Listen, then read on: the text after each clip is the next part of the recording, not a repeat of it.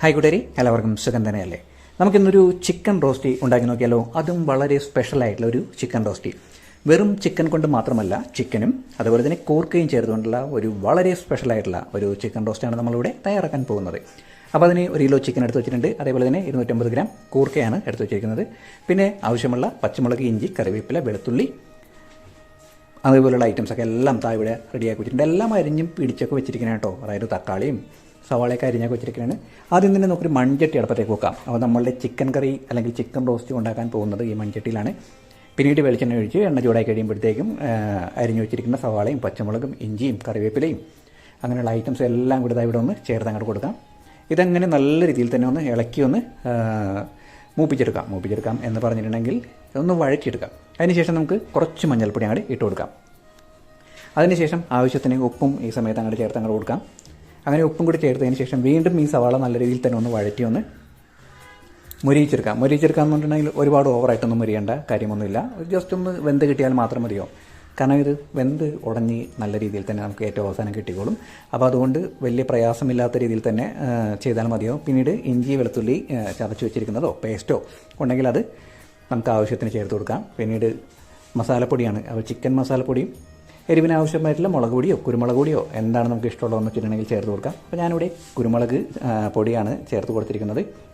ഇനി ഇതെല്ലാം ആ പച്ചമണം ഒന്ന് മാറുന്നത് വരെ അങ്ങോട്ട് വഴറ്റി അങ്ങോട്ട് എടുക്കാം.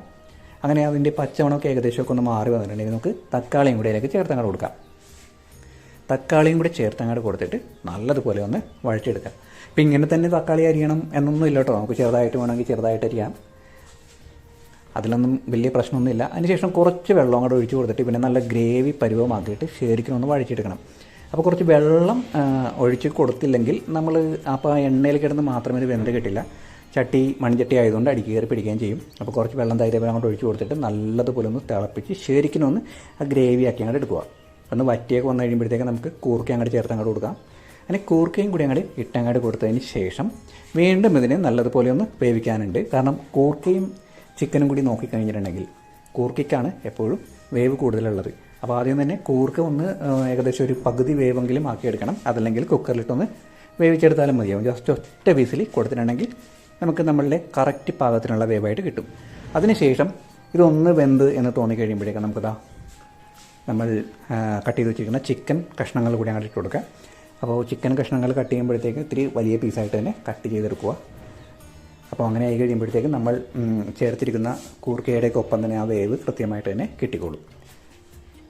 അപ്പോൾ ഏതാണ്ടത് നമ്മൾ ചേർത്ത് കഴിഞ്ഞിട്ടുണ്ട്. ഇനിയിപ്പോൾ ഒന്ന് ഇളക്കി ഒന്ന് തിരിച്ചും മറിച്ചൊക്കെ ഇട്ട് കഴിഞ്ഞ് ആ ഗ്രേവിയൊക്കെ ഒന്ന് പിടിച്ച ഒരു പാകമാണ്. ഇനി നമുക്കിതിനെ വേവിക്കാൻ തുടങ്ങാം. അങ്ങനെ ഇതാ നമ്മൾ ഇത് ഒന്ന് തിളച്ച് തുടങ്ങിയിട്ടുണ്ട്. ഇനി ഇവനെ മൂടി വെച്ചൊന്ന് ചാറൊക്കെ ഒന്ന് വറ്റിച്ച് ഒന്ന് എടുത്താൽ മാത്രം മതിയാവും. ചാറ് കംപ്ലീറ്റ് വറ്റി കഴിയുമ്പോഴത്തേക്ക് നമ്മളുടെ ഇറച്ചിയും നമ്മളുടെ കൂർക്കയും ഒക്കെ നല്ലതുപോലെ വെന്ത് നല്ല സൂപ്പർ ടേസ്റ്റായിട്ട് ഇതേപോലെ ഇങ്ങനെ കിട്ടിക്കാണും. അപ്പോൾ കണ്ടല്ലോ നമ്മുടെ ചിക്കൻ റോസ്റ്റ് ഇത്രയുള്ള കാര്യം. അപ്പോൾ കൂർക്ക ഇട്ടുകൊണ്ട് സ്പെഷ്യൽ ടേസ്റ്റ് തന്നെയാണ് കേട്ടോ.